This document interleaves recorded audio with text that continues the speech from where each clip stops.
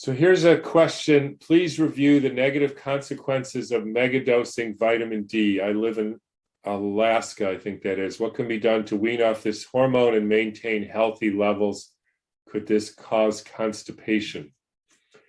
So the first thing I want to say is with all these things, we need to be clear on the words and correlate them with the concept. This chemical 25-OHD is not vitamin D. It's a synthetic hormone which mimics, a hormone found in our bodies. And it's one of many different forms of this hormone, which are all called together vitamin D. Vitamin D originally meant vital factor that came from a plant or from an amine, which is a protein. So that doesn't fit in with vitamin D, which is made from the interaction of our skin and the sun. There are foods that have vitamin D, but they have all the different forms of these chemicals, which are hormones, and so actually shouldn't be called vitamin D. Now, so the first thing, what is the evidence that they're a hormone, not a vitamin? So the definition of a hormone is a substance, in sense, a chemical that's made in one tissue and has effect on other tissues. So like you make testosterone in your testicles and probably the adrenal glands, and it has an effect on your muscles and brain and heart and every other tissue. Same with progesterone, the same with thyroid hormones, same with adrenal hormones. These are all chemicals that are made by certain tissues that then circulate probably through the bloodstream and have an effect on distant tissues. So that's exactly the case with this so-called vitamin D. It is a chemical made in the skin, and then it's sent to other places in the body to be processed.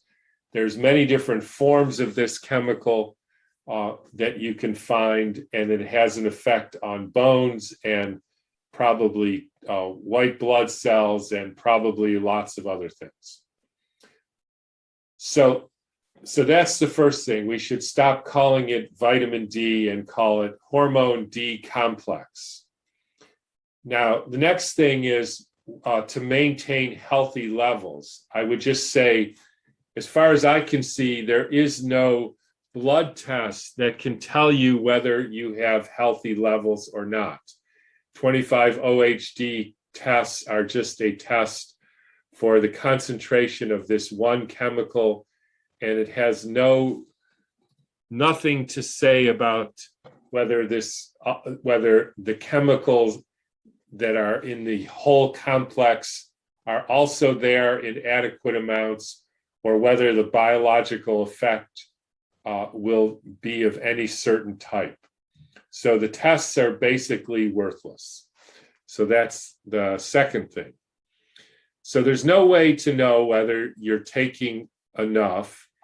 And the problem with megadosing only 25-OHD or vitamin D3 is whenever you take high doses of one chemical, which is part of a complex, that means if you're not taking the other chemicals that are also part of that complex, you will make them run out sooner, and then you end up with deficiency symptoms caused by deficiency of the other members of the complex. The other thing is, since this is an intermediary metabolite, in other words, something that we make, anytime you give thyroid hormones, you stop your own production of thyroid. Anytime you give prednisone, you stop your own production of adrenal hormones. Anytime you give one of the chemicals of the vitamin D or hormone D complex, you stop the production of these other of that member and maybe of the entire complex, and so you end up being deficient when your purpose was to make yourself have more of it. So as far as I can see, taking synthetic vitamin D is not, except in extraordinary situations, which I've never seen, not something that I or anybody that I would want to do. I can see taking foods that concentrate all the fat-soluble vitamins and all the different kinds of vitamin D chemicals. And the two main sources of that are probably cod liver oil and lard from pigs who spent their life in the sun. And so basically what I do is use lard in the winter particularly, but pretty much all the time.